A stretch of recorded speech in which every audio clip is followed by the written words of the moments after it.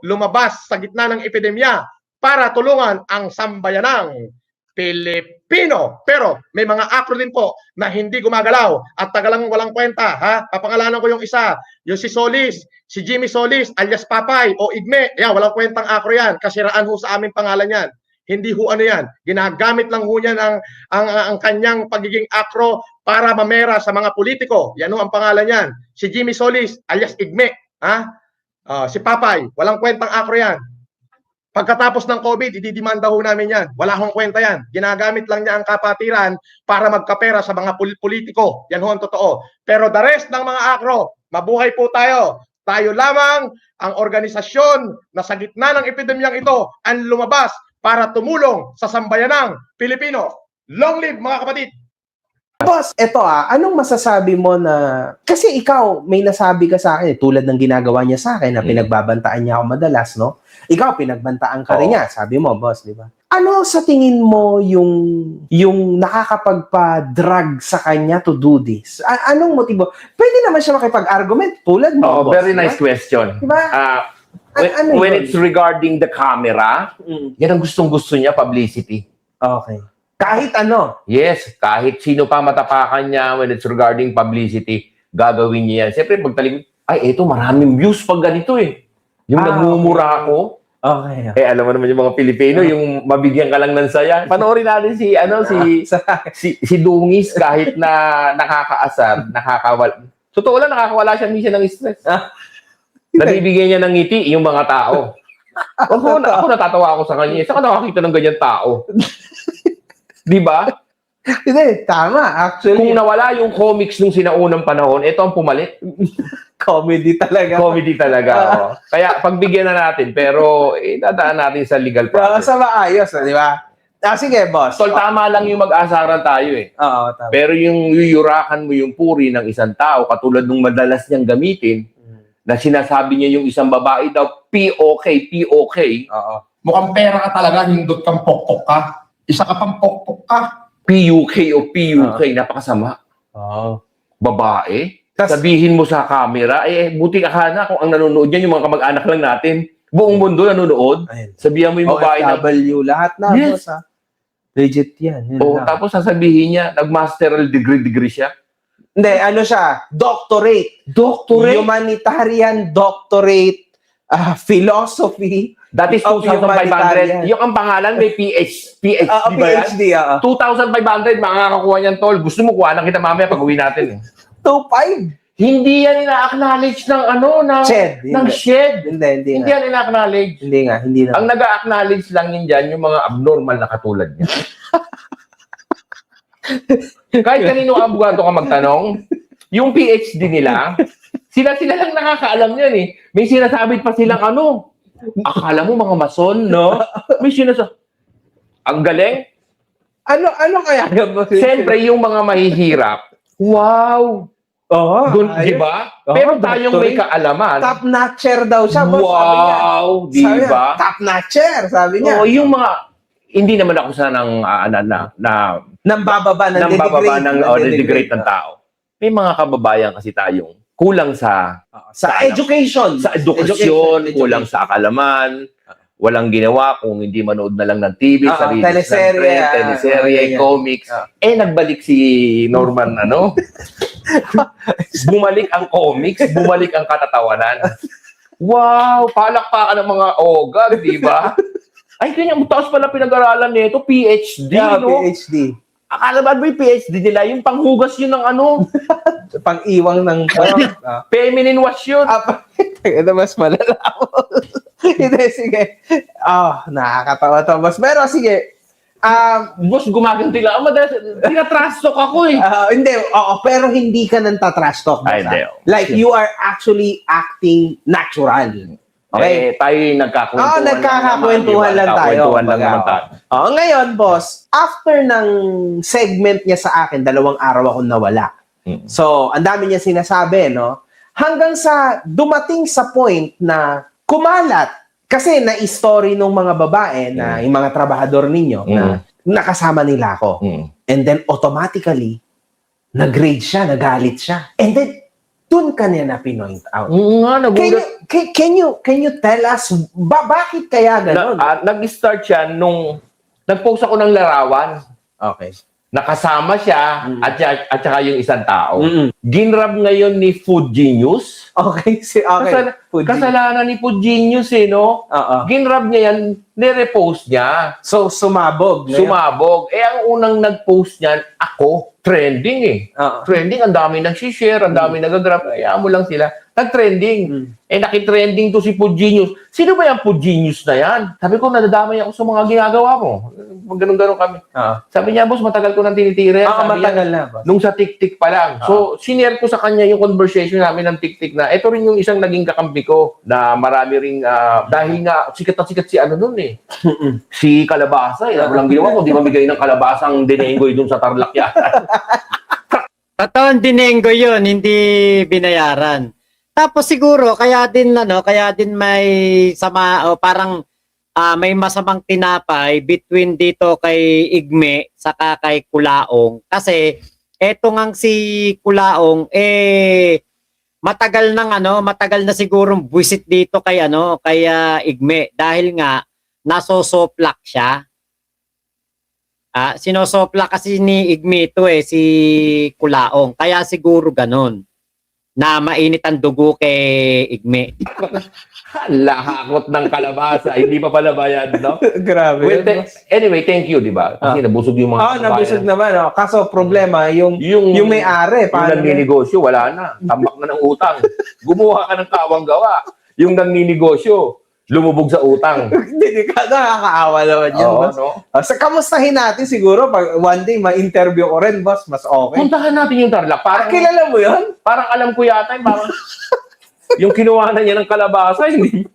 Hala, natain na si sa galit, si FLM. Galit na galit siya, lalo na pag nakikita ko, this is my first time, tol. Maraming salamat, boss. Dahil inimbita mo ko. Oo, totoo yan. Inimbita ko siya talaga. Kanina nga natatakot ako, sabi kong gano'n, tawagan mo ko bago ako sumama. Diba sabi ko? Sabi pa nitong isang driver, boss, hindi ka raw nag-chat kay MJ, ayun pala sa isang account. Sabi ko, loko tong mga to, baka iba na to. Ay, sabi kong gano'n. Actually, sabi ko sa driver mo, tawagan muna ako ni Jason. Tawagan mo muna ako, hindi makagago, bago ako sumama, di ba? Legit. Medyo kabado kasi si boss kasi siya. Hindi kaya ko naman lumaban, kaso pag marami kayo, talo naman. Kalokohan yun. Kalokohan yun, di ba? Ano ba yung mga hobby ni Norman doon sa inyo? Ano yung mga hobby niya gusto niyang gawin? Trippings niya kasi nakasama niya, isang pisalang kayo, kumbaga barangay, di ba? Usually, everyday. Kapag ka magkakapit-bahay kayo, everyday kayo nagkikita, yung mga gano'n. Siguro pwede kong banggitin si Kapitan Lauderes. Okay. Ayan, ngayon, galit din sa kanya dahil niloko niya. Uy, kapitan niyo doon? Dating kapitan ng Barangay Teniente Tiago, doon mismo sa barangay na tiniran niya. Oh. Nakaharap ko yan nung meeting ng ACRO. Alam mo, malayo pa lang, mararamdaman mo na siya. Okay. Ramdam na, ang baho ng hininga niyan. Grabe yan, boss. Ay ako, kilala mo, siyempre si shoutout ko yung Miracle kay dentist sa Muzuela. Okay. May dentist talaga ako. Siya, nagka-dentist, nagpagawa ng pustiso, yung sinasabi niya, diamond yung ipin niya. Hindi yan totoo. Pustiso lang yan, baka dinidikit niya lang ng epoxy. So, bakit pa meron siyang video, boss, na ginagano niya? So, bakit hindi natatanggal? Baka nilagyan ng bulkasil. Ano ba yung pandikit, tol? Yung denta... Mighty Band? Hindi, may pandikit ng pustiso. Rugby? Rugby? Baka nagra-rugby din siya. Lap trip mo. Hindi ko alam yan, boss. Sige, kalimutan natin yung email. Kasi ulitin ko sa'yo, yung ipin niya, utang yan kay Dr. Magbanwa. Dahil utang, malayo pa lang siya, ang baho ng hininga niyan, tol. Okay. Patay ka ngayon sa galit. Shoutout kay mga Osin, huwag kang magpaka-high blood. Ayaw ka pa naming madisgrasya. Dahil ang mga kababayan namin nalilibang sa'yo. Pero mga kababayan, huwag nyo na pong pangarapin na makausap yan si Mang Osin. Ang baho po ng hininga niya. Meron pa akong isang kwento sa inyo mga kababayan. Nung bago kami mag-meeting yan, andyan na raw si FLM. Tontuwa naman ng mga ACRO, hindi namin alam. Bukod sa mabawang hininga, may sumisingaw pang hindi mo maintindihan na amoy matanda pa. Okay. Yung parang amoy probinsyang baol na basta yun ang naramdaman ko sa iyo, FLM. Kaya yung first impression na makilala kita, sabi, ikaw daw si Marcos. Alam mo ang mga Marcos, kahit hindi maligo yan, Hindi, mabaho yan. golden Sure teaspoon talaga. yan. Oo. Ipinalaki ng mga magulang nila yan na kumpleto sa vitamin. Kumpleto sa vitamins yan. Eto si Mang Osen, parang patikitiki-tiki, hindi natikman. Ay, gag. Sobrang delikado. Dito, dumako naman tayo sa kung bakit ka pumunta dito. Kasi yung mga naunang yan, syempre, okay yan, good yan. Pero dito na tayo sa seryosong bagay. Ikaw, Igbe, sasabihan kita, eto, live to. Ayusin mo buhay mo, animal ka. Oo, ipaparade ko yung club mo, ipaparade ko sa karamihan pagka hindi ka tumigil sa katarataduhan mo. May putahan ka, Igme. Binabantaan kita. Binabalaan kita. Taniman kita ng mga taga-krami dyan sa club mo nang malaman ng mga taga-krami na may hindutan ka dyan sa loob ng club mo, may illegal sex trade ka dyan sa club mo. Oh, parokyano ka niyan, Kulaong ah. Di ba? Parokyano ka niyan eh. Gustong-gusto mo yung mga ganyan, di ba, Kulaong? Kaya siguro galit na galit to si Kulaong dito kay Igme kasi hindi siya pinapapasok doon sa negosyo ni Igme. Umayos ka, Igme. Ikaw, mabuhay ka ng tama. Huwag kang makisawsaw. Sa mga hindi mo dapat sawsawan. Uulitin ko, Igme, buha ka ng ina mo. Konti ka na lang.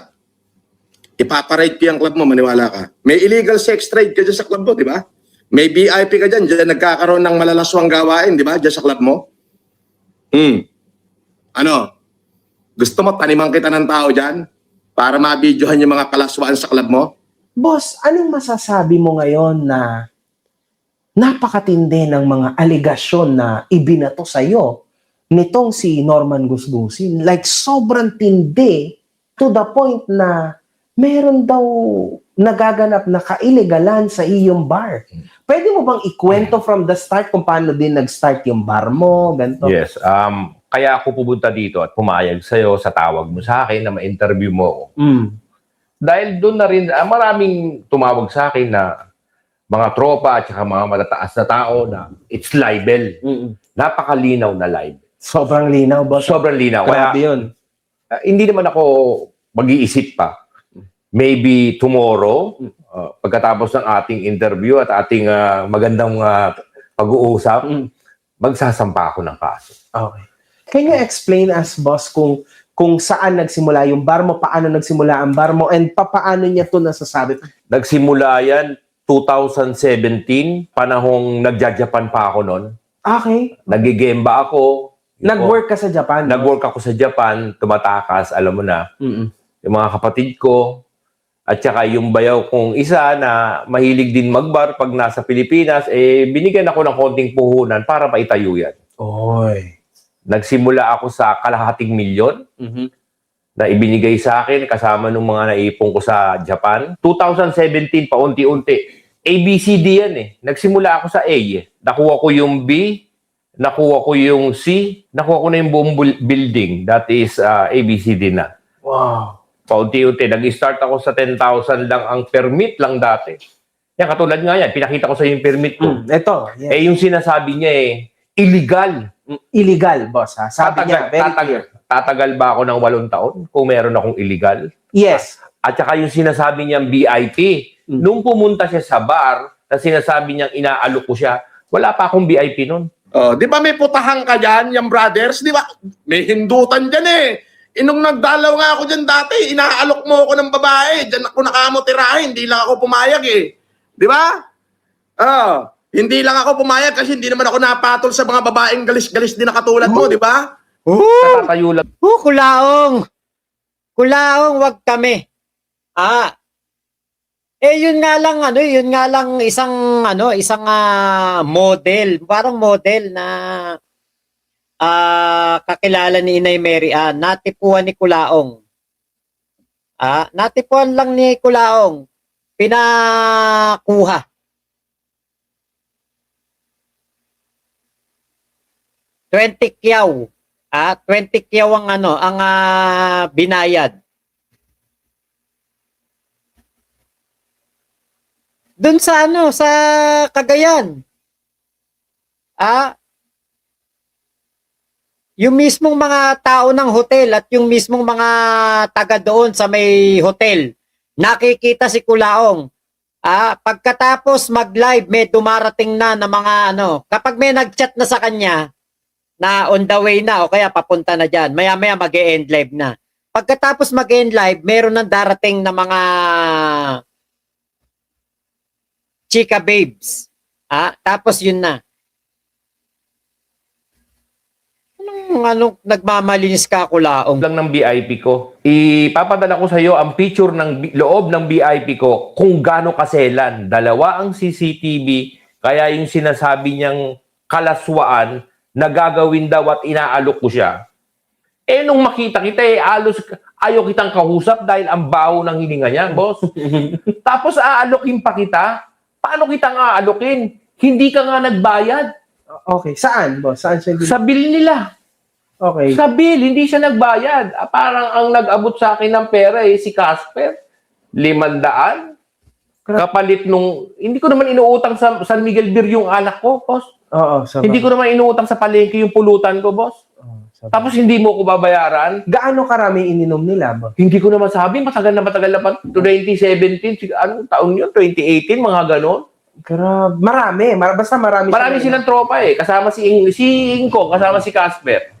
Kami okay kami. Babanatan ko nga sana yan kasi ayaw magbayad Grabe. Oo. Ang sabi niya pa sa waiter, pakibandayan yung kotse kong bulok. Okay. Kasi may isang sakong pera. Tapos nung magbabayad, walang pera. Isang sakong damo pala ang dala. Kasi nga, si Norman, ang kinakain pag natutulog sa sasakyan, yung damo.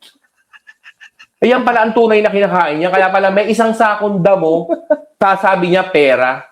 Okay. Hindi lang nila pinaalam sa tao na yan pala pag nagugutom, damo kinakain. Nakita ko nag-live na naman kanina, no? Ano ba yung masarap magluto si Casper, pero pag walang budget, walang sarap. Oo naman. Nakita ko yung mga condiments, kanina nagluluto si Casper, parang pinaalis na yata sila sa casino, tol. Lumipat sila ng bahay. Medyo maayos naman yung bahay, nakita ko sa live. May 3 pirasong condiment, 4, 5, 6, sabihin na natin 10. Pero parang kulang. sinasabi mong mayaman ka, tapos ganyan yung itsura. Tapos yung kalan, mga 750, let us say 600. Pero pag ganung mga second hand na, alam mo naman yun, di ba? Parang, hirap na hirap pa sila yata magsindi. May tinatawag pa siyang manang, no? Apiling kunyari, may yaya, manang, ang lumabas si Casper. Puta ragis. Hindi. Ano makagago, ginagago nyo ba tayo, no? Makagago ka na nga, ginagago ka ba? No? Hindi ko alam, boss. Sige. Ang sinabi niya ay meron daw doon na nagaganap na kailigalan tulad ng meron daw dong mga Sex mga nag-aanuhan, alam mo na yon, kung ano-anong kalaswaan, kabulastugan na nangyayari sa loob ng bar mo. Totoo ba yon, boss? Siyempre, hindi. Hindi. Okay. Alam ng kapulisan ng Silang Cavite kung gaano kalinis ang aking bar. Madalas ang pulis nag-check doon, tama? Madalas kasi nga merong operation bakal sa Silang. Madalas na nandun ang mga pulis. Nice. At saka napakaraming CCTV sa bar. Ilan ang CCTV mo, boss? 7, 8, 9. Siyam na CCTV. Ang CCTV, 2 sa VIP. Pero yung VIP, kailan ko lang yung pinatayo. Okay. Sabi niya, may VIP na raw nung pumunta siya doon. Anong masasabi mo na kung sino-sinong ahensya ng gobyerno ang tinatawag niya na paparading niya daw sa'yo? Sa iyong bar? Doon naman, hindi naman ako nabagabag, no? Sanay na ako dyan. Okay. Noong pa mang unang pag-aaway niyan, ipadudukot kita kay General. Okay. Ayun, madalas niya yung Madalas, pangalan, wala yung sinabi, kundi yung mga matataas na ahensya ng Pilipinas gagamitin niya. Pangalan ng mga kapitan, kanina may binanggit niya si Kapitan Joey Suarez. Napakabubuting tao ni Kapitan Joey Suarez, naging kapitan ko yan. Siguro kakilala niya si Kapitan Joey Suarez, nakakapag-usap sila, pero hindi ka siseryosohin yan. Alam ni Kapitan yung amoy mo. Napagkwentuhan na namin yung amoy niya, bukod sa katawan, iba yung sa bitaw ng bibig. Alam niya ng buong Metro San Jose, si Ingkong pag nagla-live sila, bakit si Ingkong nasa likod lagi? akala mo yung pusang, di ba? Kasi nga, minsan nakikita mo si gumaganon. Siyempre siguro nasasuffocate na siya doon sa... Ako ba naamoy mo yung... Eto, pag mabaho ang hininga natin sa isa't isa, dito sa kulob na kondo, maaamoy mo ko eh, di ba? Tama. Kung si Madungis, FLM ang kausap mo, baka hanggang doon sa terrace nakarating ang amoy. Delikado pala. Delikado ang baho ng hininga niyan. Shoutout sa iyo, baka gusto mo naman bumili ng mamahaling toothpaste, hindi mamahaling tubig, no? Ay, grabe. Grabe yun, boss. Tataniman daw niya ang iyong bar na mga pulis para makita daw yung mga illegal na ginagawa mo sa labas. Kalasuan. Anong illegal, kalaswan? Anong masasabi mo? Ako dati nagtrabaho ko dyan sa mga ganyang bar. Sa Bukawi, sa Marilao, sa May Kawayan. Noon yun. Noon yun. Siguro nga mga... Kasi ako, umalis ako ng Pilipinas 2015. Bumalik ako 2021. Magto 2022 na nung bumalik ako. Hindi pa uso noon yung mga oplan bakal ba tawag yan. Walang ganon. Dati nagtatrabaho ko sa Bukawi, sa Marilao, sa May Kawayan. Karating pa nga ako hanggang Valenzuela, nagtatrabaho ko diyan eh. Hindi po uso yung mga ganyan noon. May mga oplan bakal. Siguro sa isang taon, yan, mga 2 beses na raid lang. Tapos pag ni-raid kayo, ang hahanapin lang naman dyan yung health certificate, ano ba tawag doon? Yung workers permit, parang ganon, kinukuha rin sa munisipyo yun. Kasi dati, kapag ikaw wala kang workers permit, o hindi ko na matandaan kung ano tawag doon eh, sa pinapasukan ko ng mga bar, talagang ikaw hindi magtatagal. Tatanggapin ka sa una, wala ka munang workers permit. Pero habang nagtatrabaho ka, dapat lakarin mo yan. Kumuha ka ng permit. Dati kung nakakakuha ko, nagtatagal kasi ako sa mga pinapasukan ko kasi talagang kung masipag talaga ako. Ngayon, nung narinig ko tong mga ganito, kung 2017, 2018, parang wala na. Hindi na pwede yung mga ganyan VIP. Pwera na lang. Kung katulad ng mga malalaking bar siguro sa Quezon Ave na talagang meron talagang VIP na as in saradong-sarado. Kasi sa amin, kapag tinawag na VIP room, may videoke. Syempre, may sariling aircon. Tapos merong merong sariling waiter's corner. Diyan mo ilalagay mga bote ng beer, yung mga plato na pinagkainan.